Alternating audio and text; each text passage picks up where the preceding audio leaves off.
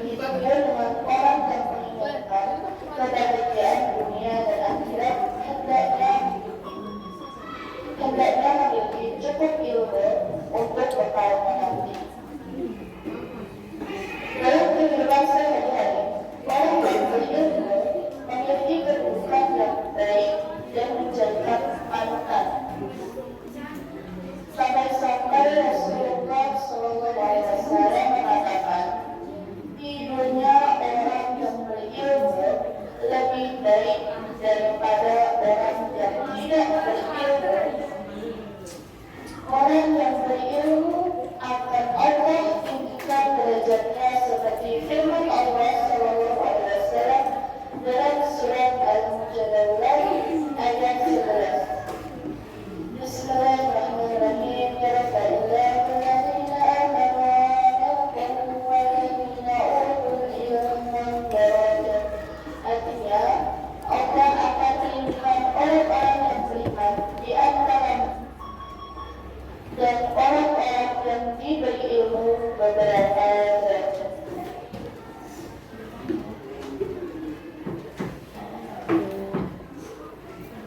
Hadirin yang berbahagia, di zaman modern ini, menuntut ilmu dapat ditempuh dengan berbagai macam cara, seperti mendengarkan ceramah, membaca buku, dan membaca artikel yang bermanfaat.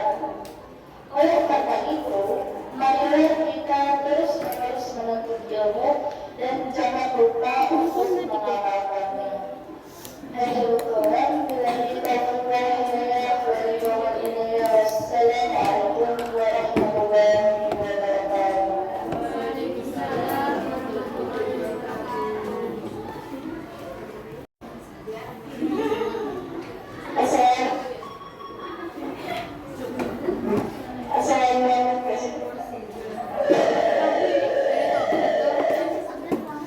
Wassalamualaikum warahmatullahi wabarakatuh.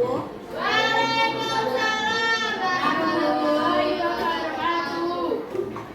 Alhamdulillah, segala puji bagi Allah Subhanahu wa Ta'ala yang telah memberikan kita nikmat iman, Islam serta kesehatan hingga kita bisa berkumpul pada kesempatan kali ini. Sholawat serta salam mari kita terangkan kepada junjungan kita Nabi besar Muhammad Sallallahu Alaihi Wasallam beserta keluarga, sahabat dan umat beliau hingga akhir zaman.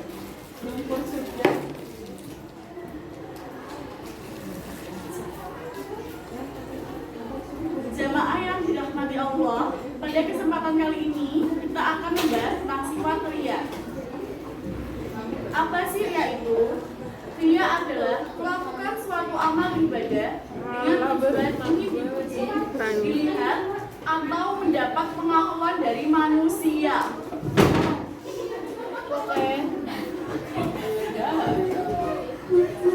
Bukan semata-mata karena Allah.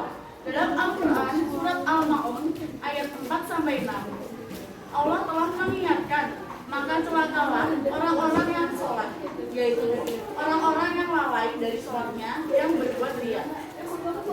Artinya, meskipun seseorang sholat atau beramal, jika niatnya bukan untuk Allah, melainkan untuk manusia, maka amal itu tidak bernilai di sisi Allah.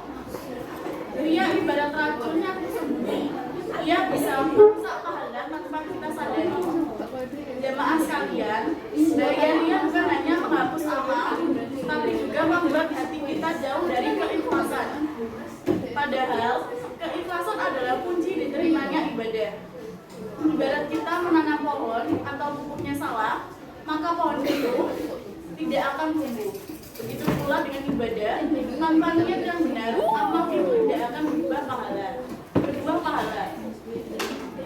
Maka dari itu, mari kita selalu meluruskan niat setiap kali kita tidak sholat, sedekah, membaca Al-Quran, atau melakukan kebaikan.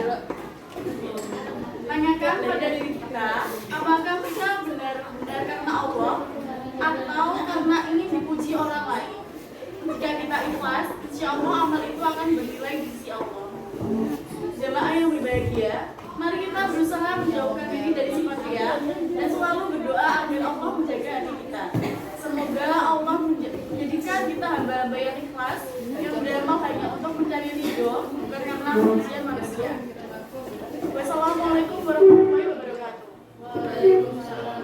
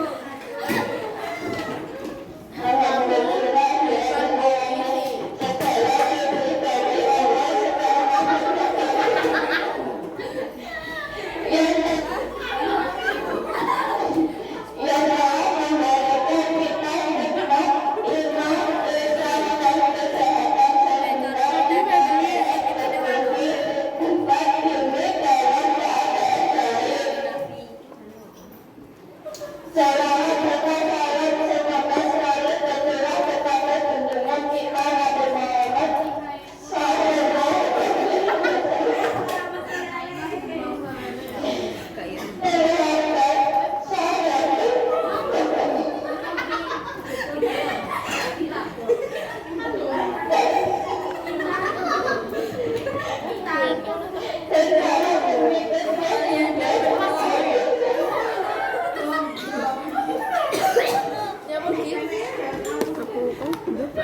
Hadirin dirahmati Allah, pada kesempatan kali ini marilah kita bersama-sama merenungkan tentang pentingnya menjaga lisan dari ghibah dan fitnah. Saudara-saudara sekalian, lisan adalah anugerah besar dari Allah yang seharusnya kita gunakan untuk kebaikan. Dengan lisan kita bisa berpikir, berkata, dan menerima sifat. Namun tidak dijaga lisan bisa menjadi